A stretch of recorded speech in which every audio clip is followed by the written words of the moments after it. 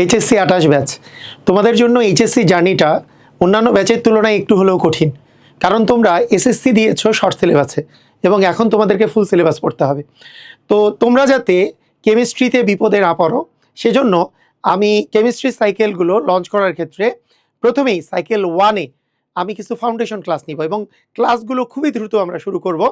আগামী সপ্তাহের পর থেকেই আমাদের ক্লাসটা শুরু হবে এবং 10 দিনের মাথায় তোমাদের এই বেসিক ফাউন্ডেশন ক্লাসগুলোর উপরে একটা মেগা এক্সাম হবে এবং এই মেগা এক্সামটা তুমি দিয়ে তুমি পুরস্কার জিতে নিতে পারো। তোমাদেরকে উৎসাহিত করার জন্য প্রায় 30,000 টাকা সমমূল্যের পুরস্কার দেওয়া হবে। তোমরা এই পুরস্কারটা তোমাদের এই রকমের আরও মেগা এক্সাম আমাদের সাইকেল 1-এ চ্যাপ্টার 1 এবং চ্যাপ্টার 2 এর উপরে যখন আমি ক্লাসগুলো নিব সেটার উপরেও তোমাদের কিন্তু মেগা এক্সাম হবে।